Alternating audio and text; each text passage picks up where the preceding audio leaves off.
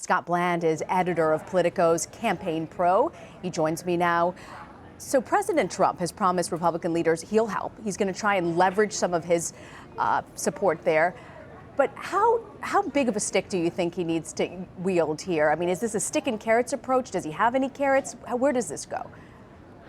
I think your characterization of it as a stick and carrot approach is exactly right, because certainly at this point we know that President Trump has enormous popularity among the Republican base, and many of the folks from the Freedom Caucus that you were just talking about, who are coming at this proposed bill from the right, President Trump is very popular in their districts and with the folks who are going to be voting in their primaries, and so he potentially has some leverage with them there. On the flip side, though, there's also House Republicans in battleground districts where President Trump is not necessarily particularly popular, and they're going to be concerned about things from the other end. They're going to be concerned about elements of the bill coming maybe from the left a little bit, about what happens to Medicaid enrollees who have gotten coverage under Obamacare over the last few years. And we've seen reactions from some swing state senators along those lines too, like Cory Gardner of Colorado. There's a swing House seat in Colorado. There's some swing House seats in California, a bunch of other places that have expanded Medicaid where it's a little less clear what Trump has to give those members at the moment who could be wavering on this from the other side. Scott, you talk about those seats. 2018 is not that far off. How do you think this battle to repeal Obamacare is going to affect elections come next year?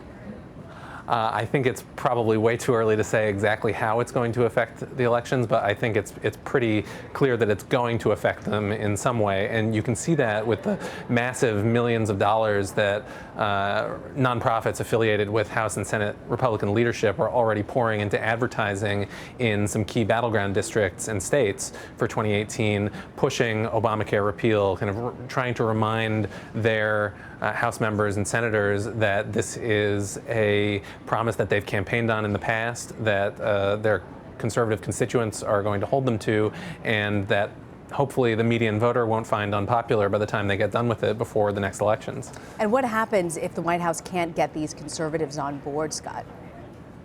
Well, I think that's it's a tricky question, because it's not just a matter of passing something. There's a timing issue at play here as well, because of the budget tool called reconciliation that Republicans want to use to pass this through Congress. And the best known feature of reconciliation is that it lowers the vote threshold that you need to get through the Senate, but it also imposes certain timing constraints on legislators pushing new bills. And there's a host of other things, tax reform, regulatory reform, a number of other bills that Republicans want to do this year. And so exactly what would happen if Republicans have trouble pushing healthcare reform at this first stage here is a little unclear at this point. I want to switch gears here for a second and ask you about a new poll. It shows 54% of voters disapprove of President Trump's handling of U.S. policy towards Russia. Should the White House have done more to try and get ahead of this story?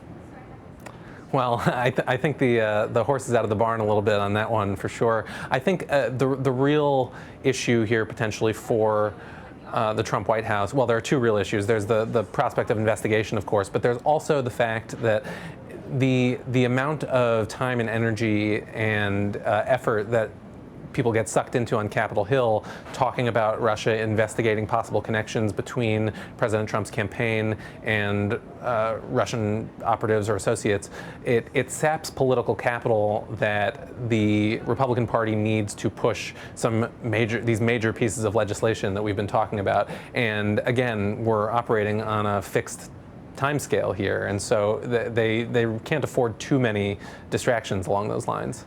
Lastly, I want to get your take on another developing story. The Trump administration reportedly is considering paying for its immigration crackdown with cuts to the Coast Guard, to TSA, to FEMA. Do you expect blowback from this? I think it's a little too early to say, but it's certainly something that has caught people's eyes in the rollout of new budget projections and things like that.